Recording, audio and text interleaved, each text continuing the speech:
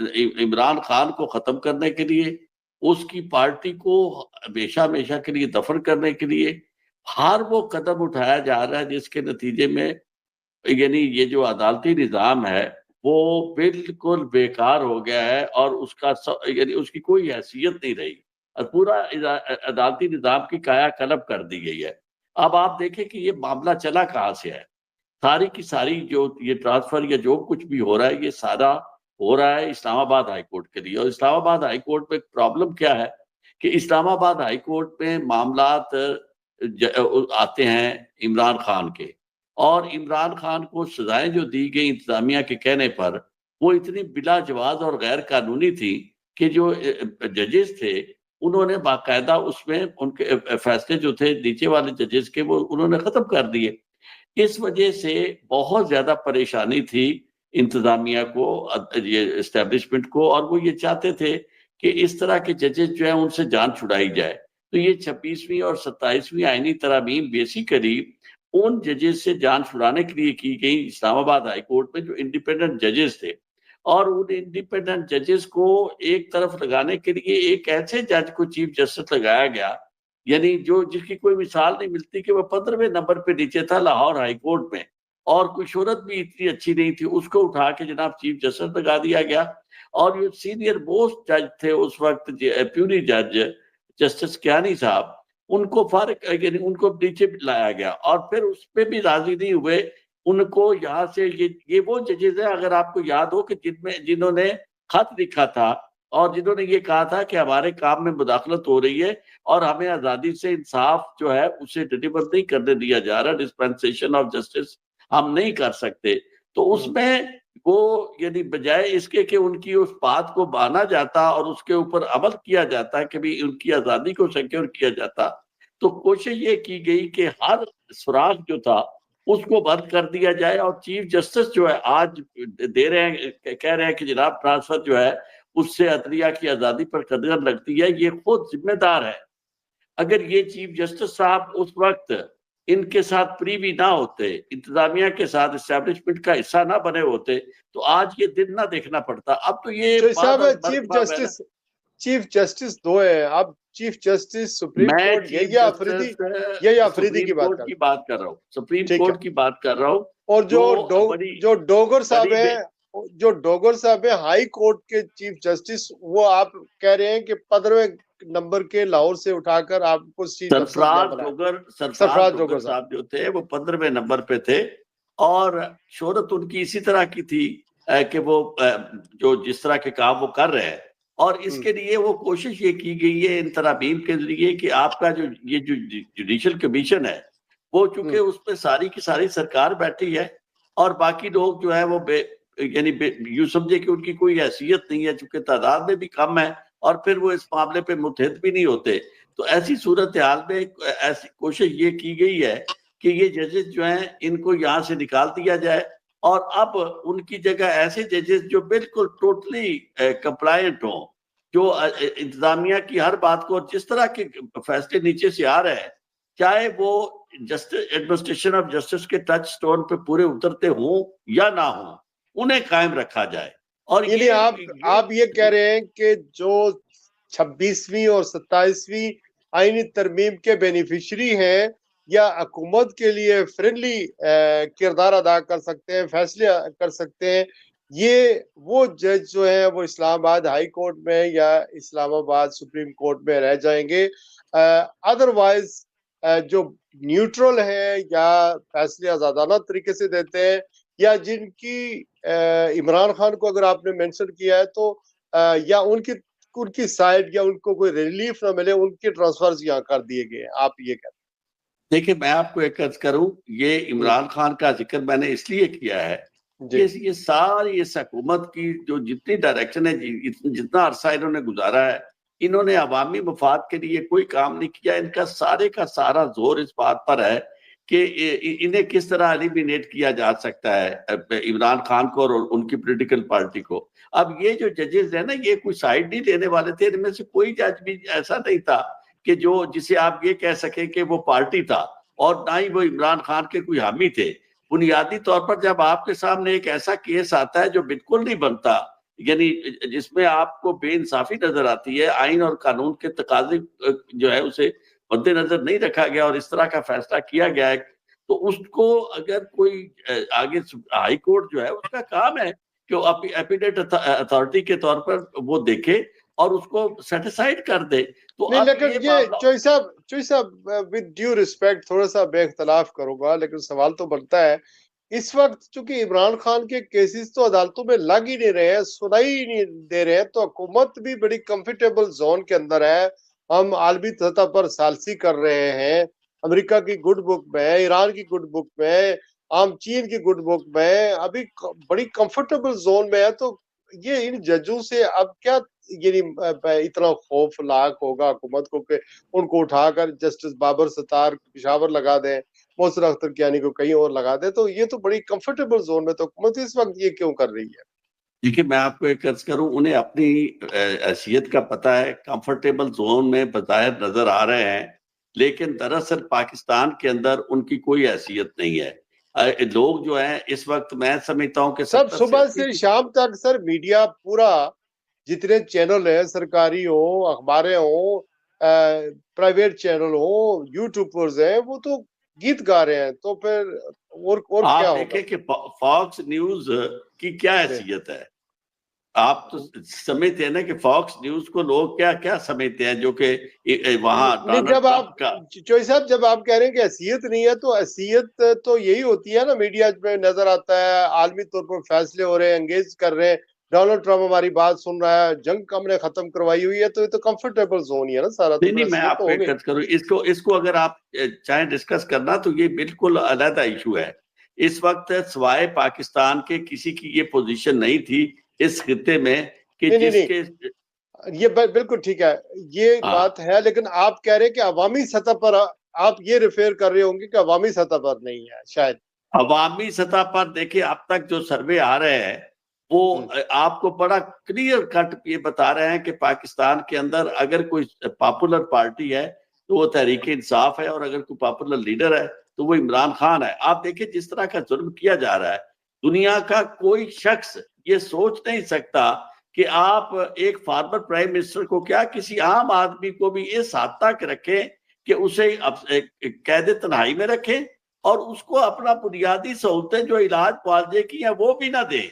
ये तो कहीं नहीं है खबर। हम दुनिया के जंगे रुकाने के लिए बता रहे हैं कि हम पीस लाने वाले लोग हैं, और पीस मेकर जो हैं वो अपने मुल्क के अंदर लोगों का अमन अमान और पीस जो है उन्होंने तय वादा कर दिया है। तो मैं ये समझता हूं कि इसके लिए जरूरत इस तरह की जुडिशरी की होती है कि अगर आप किसी पुलिस वाले के खिलाफ भी कुछ शिकायत दे के जाते हैं ना, या FIA वाले के खिलाफ, तो वो अदालत जो है वो आपको इंसाफ ना दे सके। और ये हाल जो है इस वक्त नजर आ रहा है। राजिक साहब लॉयर हैं, प्रैक्टिस करते हैं रोज, मैं भी वकालत करता हूँ। हमें बिल्कुल आप समझे कि लोगों का वैसे ही ध्यान अब खत्म हो रहा है इस तरफ, कहते हैं कि यार क्या जाना अदालत में। अब जितने कॉन्स्टिट्यूशनल मैटर थे उन पे एक तो जजेस नीचे ऐसे बिठा दिए जो अपनी मर्जी से बनाए, और दूसरा ये कि ऊपर एक आईनी अदालत बना दी, और आईनी अदालत एग्जेक्टिव ऑर्डर के लिए बनी। आप अंदाजा करें कि कभी कॉन्स्टिट्यूशनल कोर्ट भी एग्जेक्टिव ऑर्डर के जरिए बनती है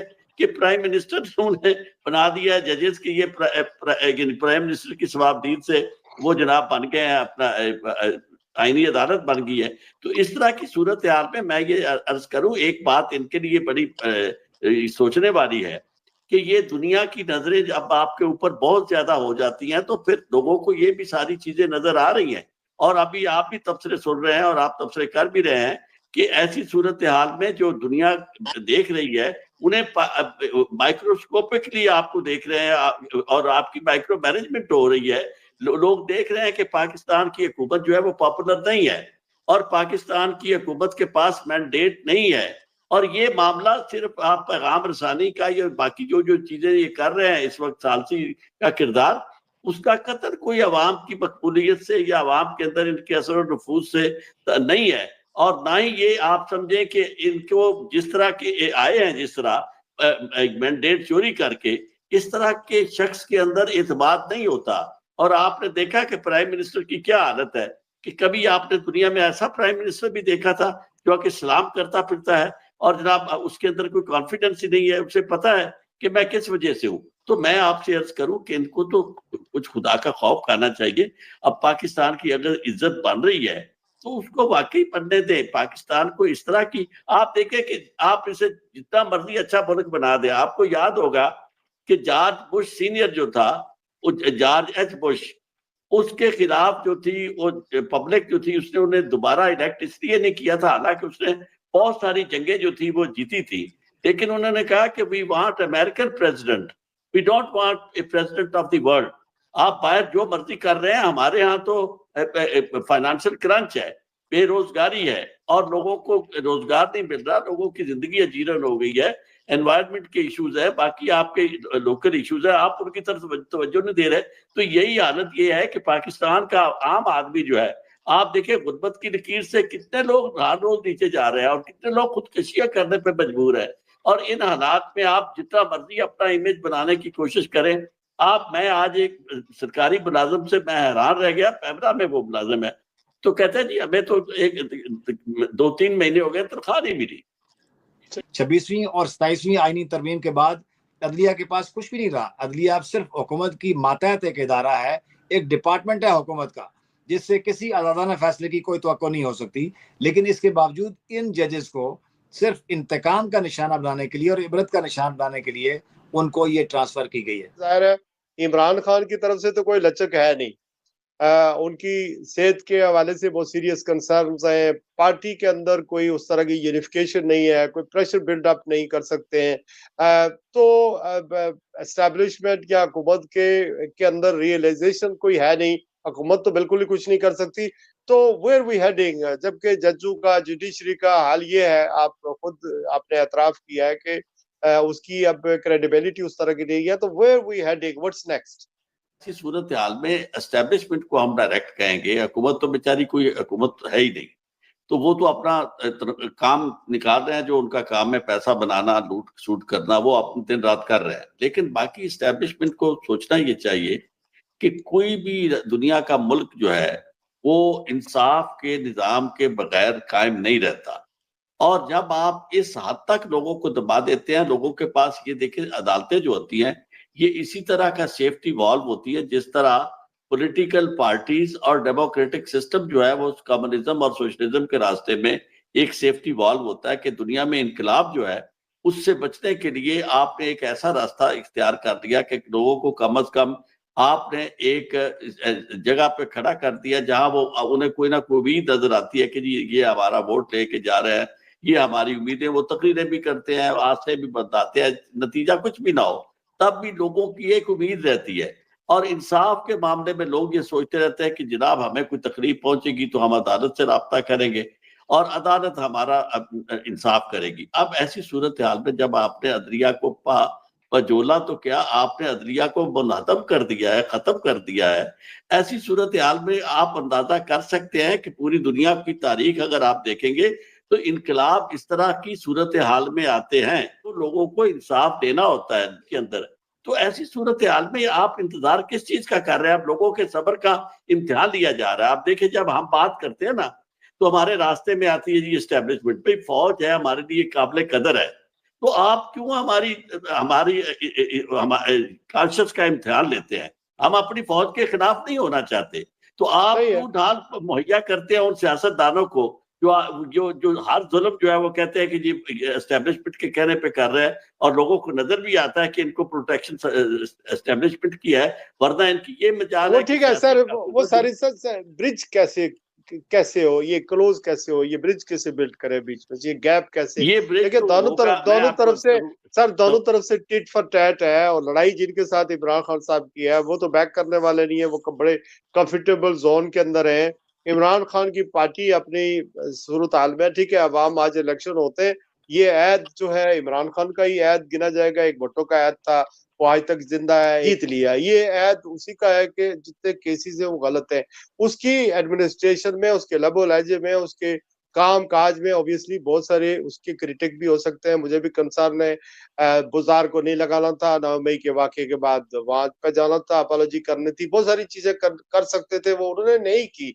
लेकिन वो सारी चीजें अपनी जगह है, लेकिन ऐद तो अब भी उसी का है। आज अगर इलेक्शन होते हैं दोबारा तो फिर वही सूरत हाल होगी जो 8 फरवरी 2024 के इलेक्शन जिस तरह के थे, लेकिन कैसे हो जी, ब्रिज कैसे हो? और 2-2.5-3 साल से जो मुल्क के अंदर जिस तरह की पॉलिटिकल कन्फ्रंटेशन है और जिस तरह की एक पार्टी को दीवार से लगाने की कोशिश है और सबसे बड़े पॉपुलर लीडर को आप मुख्तलिफ पॉलिटिकली मोटिवेटेड केसेस में डाल के उसको जेल में डालने की बात है, तो इससे इमरान खान का ग्राफ कम होने के बजाय ऊपर जाता रहा।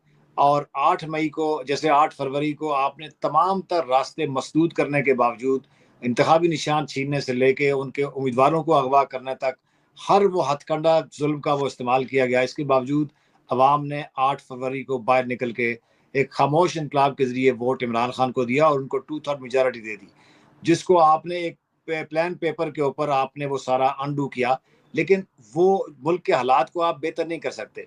इसलिए कि जो मसनूई क़यादत है, जो अवाम की मुस्तरदशुदा क़यादत है, वो डिलीवर नहीं कर पा रही पिछले 3 साल से, 2.5-3 साल से बड़ी कोशिशों के बावजूद। हर चीज़ जो है वो इस वक्त एस्टेब्लिशमेंट के इर्द-गिर्द घूमती है। तो आपको इस मुल्क के लिए आखिर कोई ना कोई रास्ता निकालना पड़ेगा। ये कन्फ्रंटेशन इसी तरह जारी रही तो इसमें सबसे बड़ा नुकसान पाकिस्तान का है और पाकिस्तान के अवाम का है। तो इसलिए ये एक सोचने का मौका है एस्टेब्लिशमेंट के लिए भी और मुक़्तदर इदारों के लिए भी और इमरान खान जो सबसे पॉपुलर लीडर हैं इस वक्त उनके लिए भी, कि मिल बैठ के इसका कोई हल निकाला जाए। जो अवाम है उसको इस निज़ाम के साथ जोड़ें, उनको स्पेस दें और जो पोलराइजेशन है ख़त्म हो, और ये जो हमने इत्तेहाद और यूनिफिकेशन का मुज़ाहरा किया है उसको कन्वर्ट करें in a way to strengthen your economy, because सबसे बड़ा तो मसला हमारी इकॉनमी है। इस वजह से हमें परेशानियां लाक होती है।